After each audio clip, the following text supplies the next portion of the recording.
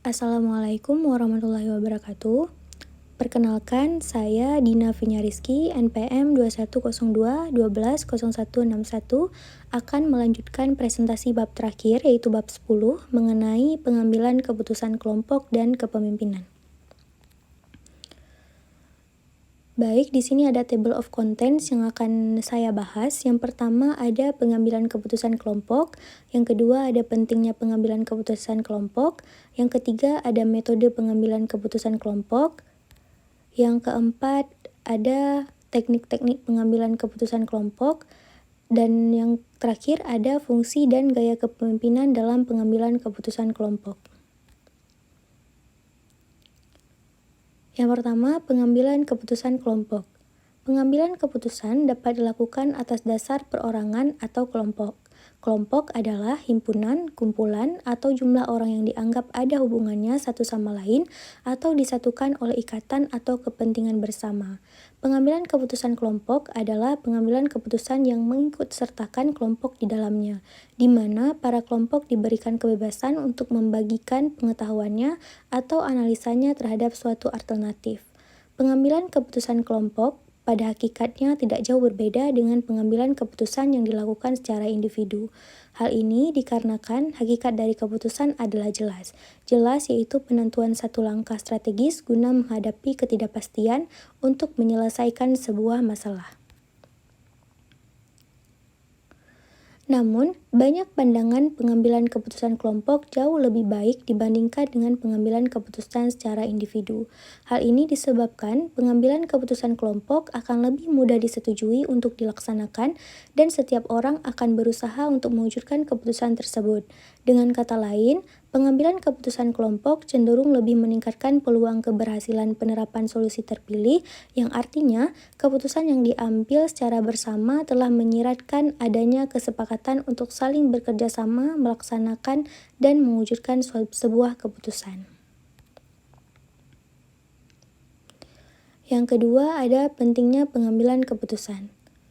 Dalam pengambilan keputusan kelompok, seperti umumnya akan memiliki sisi-sisi kelebihan, namun juga mempunyai beberapa kelemahan-kelemahan.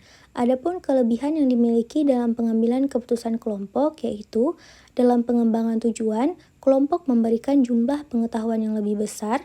Yang kedua, dalam pengembangan alternatif, usaha-usaha individual anggota kelompok dapat memungkinkan pencarian lebih luas dalam berbagai bidang fungsional organisasi. Yang ketiga, dalam penilaian alternatif, kelompok mempunyai kerangka pandangan yang lebih besar. Yang keempat, dalam pemilihan alternatif, kelompok lebih dapat menerima risiko dibandingkan pembuat keputusan individual. Sedangkan kelemahan-kelemahan pengambilan keputusan secara kelompok yaitu yang pertama, implementasi keputusan apakah dibuat oleh kelompok atau tidak harus diselesaikan oleh para manajer secara individual. Yang kedua, berdasarkan perhitungan nilai dari waktu sebagai salah satu sumber daya organisasi, keputusan kelompok sangat memakan biaya. Yang ketiga, pembuatan keputusan kelompok adalah tidak efisien bila keputusan tersebut dibuat dengan sangat cepat. Yang keempat, keputusan kelompok dalam berbagai kasus dapat merupakan hasil kompromi atau bukan sepenuhnya keputusan kelompok.